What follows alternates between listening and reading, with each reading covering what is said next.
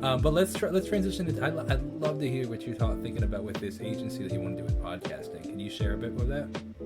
Yeah. So I'm partnering with a current podcaster, and so we were like, especially in our realm right here in Kansas City, there is a lot of like, you go up, there's a lot of like, you look up online, there's a lot of like podcast editors and stuff, but they're really not like one-on-one personal stuff. Like you can like on Pfizer or whatever like that, get someone across seas to edit, but it's also kind of sketchy. Like you don't know. And so like, okay, where can we provide value where we're not? So we're really going like small, but we're also going in 100% on the 1% here in Kansas City for right now, which goes back to how I was growing the podcast, how I grow the coffee company, how I grow everything. I always focus the 1%, but I take 100% on the 1%. Mm-hmm. And so basically we're just offering like, hey, we'll edit your podcast, we'll upload it, we'll get your music, we'll get your intro. If you need it, we'll even have a certain bundle. We'll help you, like we'll have consulting where we can literally set up all of your podcast equipment. So it's like these big guys, we're focusing on entrepreneurs, politicians, influencers where they're doing what they're doing, and they don't have to worry about doing all the little details, because we both know trying to set up podcasts and podcast editing can be one of the biggest pains in the butt.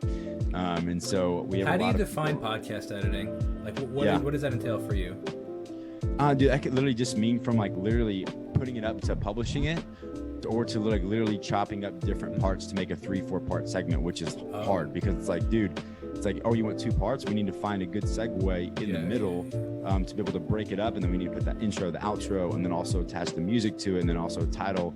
And we're going to have a note writer. So they'll write notes on it and different things and have links and stuff like that. So we're going above and beyond. We're like, hey, we'll give you the full package. And then from that, we're offering like, hey, we'll give you Instagram posts and reels. Because right now, if you want to grow a podcast, you need to be on social media. Yeah. You need to be posting photos.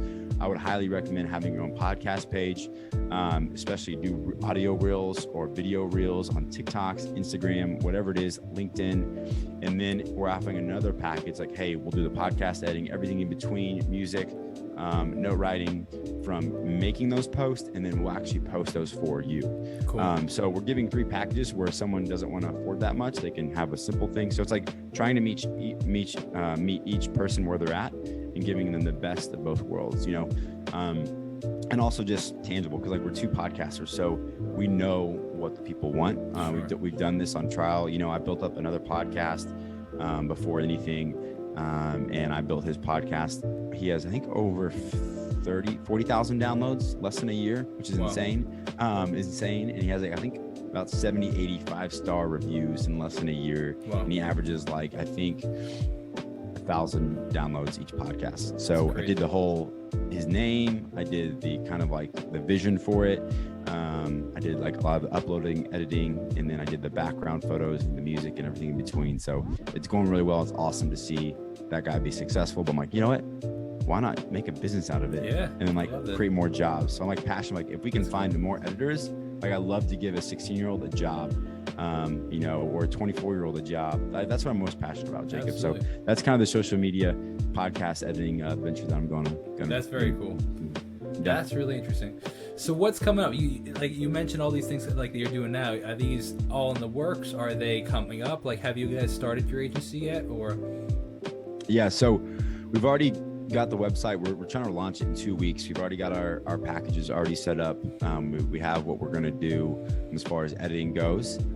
So just kind of the finishing touches, which sometimes feel like they take the longest, if you know what I mean. And so a lot of those times, like I'll tell anyone, like don't overthink things. Like you're never going to be ready enough, but you can't prepare to always be ready. So this is one of those things, like I think at a certain point, like you got to start it no matter what. So that's what we're doing. So hopefully the next 2 weeks we have a date, but at the same time too, like I never like stick to an exact date, because I think with us as humans, we like overwhelm ourselves of like, oh my gosh, we have to do it like this Tuesday, like we have to prep everything, and then you're going crazy, anxiety and stress go off, I don't know, over the roof. So that's definitely like in the works, but we're in the closing time of deals, and we've already have, I think, possibly 3 clients already for the first of the year that we're going to book. Very cool. And we do editing 10 weeks out. So we do 10 weeks worth of content. So the biggest thing too is like we have our, because it's good. It's like you're paying for 10 weeks. So it's 10 weeks. So it's over the average podcaster who quits at 7. So it's like, so we'll do 10 and we'll just see how you like it. So it's not like we're doing like, a whole year. So you're paying you're this much out of pocket, and you're like, oh my goodness, what if I get halfway through the year and I realize this is not the podcast for me, or I don't even like podcasting, or I want to do something else. So kind of like meet that in the middle, because I think like the best way you can give, this is a good business tip I think for anyone, of like what to start or how to know what to do or what to offer, is like put yourself in their shoes and what would you want to buy? What would you want to do? If you can have that consumer mentality, I think you'll be successful in pretty much anything you do.